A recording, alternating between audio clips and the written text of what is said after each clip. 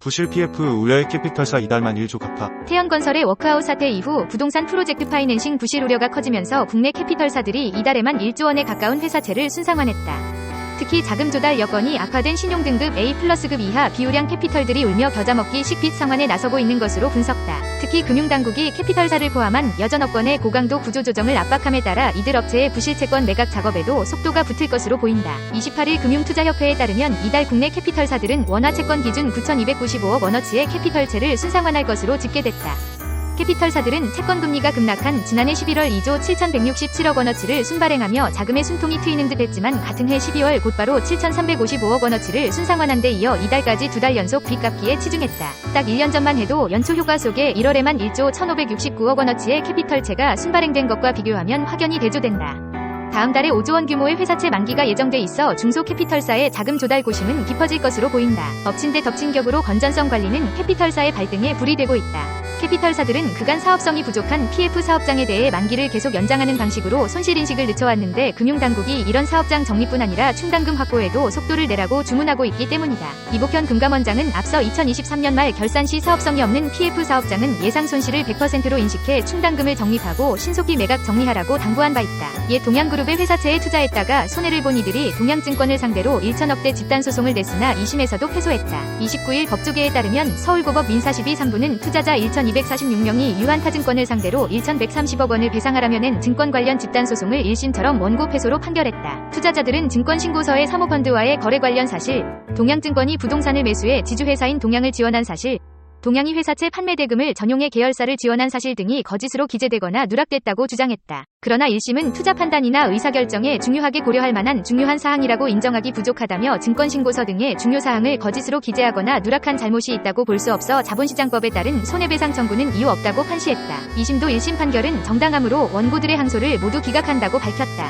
앞서 투자자들은 동양그룹의 분식회계 사실을 모른 채 재무제표와 사업보고서를 참고해 회사채를 샀다가 손해를 봤다며 2014년 6월 증권 관련 집단소송을 신청했다. 대법원까지 간 끝에 2020년 소송을 허가받아 2021년 10월에서야 첫 재판이 열렸다. 증권 관련 집단소송은 주식과 채권 등 증권거래 과정에서 생긴 집단적 피해를 구제하기 위한 제도다. 일반 소송과 달리 법원의 허가가 있어야 제기할 수 있으며 원고들이 승소하면 소송을 내지 않은 다른 투자자의 권리도 구제된다. 원고는 2심에서 패소할 경우 소송 비용은 소수의 대표 당사자가 아니라 소송 제외 신고를 하지 않은 구성원 전체가 함께 부담해야 한다고 주장했지만 재판부는 소송허가 결정 고지를 현실적으로 받지 못하고 소제기 사실조차 알지 못했던 구성원들에게 패소에 따른 소송 비용까지 부담하도록 하는 것은 부당하다며 받아들이지 않았다. 소송 비용 부담 분산과 관련해 원고 측이 신청한 변론 제기 역시 받아들여지지 않았다. 이 사건은 원고가 많고 청구 액수도 크기 때문에 법원 서비스에 대한 수수료 개념인 인지액만 해도 1심 5천만 원, 2심 6,750만 원에 달했다. 동양 사태는 2013년 동양그룹이 사기성 기업어음과 회사채를 발행해 투자자 4만여 명에게 1조 3천억 원대 피해를 안긴 사건이다.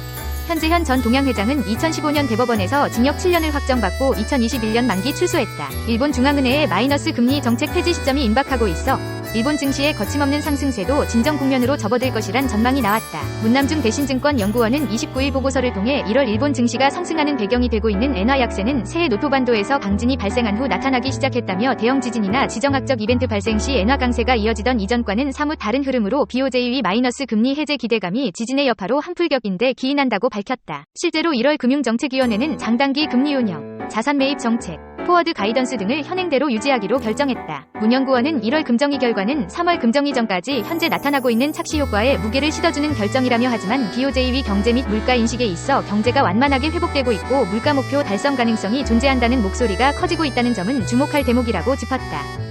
그는 이는 엔화 약세 플러스 주가 상승이라는 일방 통행이 아닌 엔화 약세 제한 플러스 주가 상승 제한 또는 하방 압력 확대로 3월 금정위 전까지 환율과 증시 흐름에 변화가 생길 여지를 준다고 설명했다. 그는 BOJ는 물가 안정 목표 수준을 달성하는 방향으로 점진적 물가 상승을 염두에 두고 있지만 임금이 쉽게 오르지 않을 것이라는 인식이 여전해 금융 완화 정책의 필요성을 강조하고 있다며 하지만 지난해 12월 우에다 총재는 임금 물가의 선순환 강화라는 조건 부합 시 통화정책 변경을 검토할 것을 시사하고 올해 충계 노사 협상을 염두에 두며 동조건이 실현될 수 있을 것으로 기대한다고 언급하기 시작했다고 밝혔다. 일본 노사가 충계 임금 협상에서 4%에 가까운 임금 인상률에 합의할 것이란 전망이 나오고 있는 가운데 특히 고정임금 상승과 직결되는 기본급 인상률이 지난해보다 높아질 것으로 보인다. 문 연구원은 지난해 12월 이후 우에다 총재의 물가 목표 달성 가능성에 대한 언급이 많아지고 있고 1월 금정위를 통해 2023만 2024년 2%대 물가 수준 전망과 2025년 물가 전망치를 상향 조정한 점은 올해 34월 금정위를 통해 마이너스 금리 정책 폐지 가능성을 높이는 대목이라고 평가했다. 그는 충계 노사 임금 협상 결과와 중소기업의 임금 상황 등을 확인하고 열리는 4월 금정위에 대한 주목도가 당분간 높아질 수 있다며 다만 빠르면 3월 금정위를 통해 정책 수정에 나설 여지도 있어 3월 금정위를 앞두고 엔화 약세 제한 플러스 주가 상승 제한 또는 하방 압력 확대를 전망한다고 밝혔다. 2차전지 양극활물질 제조업체 LNF가 29일 코스닥에서 코스피 시장으로 이전 상장한다. 다만 코스피 이전에 따른 주가 상승은 제한적으로 결국 2차전지 업황 개선과 펀더멘털의 유의미한 변화가 뒤따라야 한다는 평가다. 노우호 메리츠증권 연구원은 최근 공식처럼 인식되던 코스피 이전 상장은 주가 상승 전망에 다소 보수적이라며 신규 지수 편입 이후 자금 유입은 일시적 주가 상승 동인으로 판단한다며 이같이 밝혔다. LNF의 시가총액은 코스피 상위 62건으로 분류되며 동종업계 기업의 과거 지수 편입된 사례를 고려하면 신규 상장 대형주 특례 조건인 매매 거래일 기준 15일간 일평균 시가총액 상위 50위 이내 유지를 충족하면 오는 3월 선물 및 옵션 만기일에 K200 조기 편입 조건을 충족하게 된다.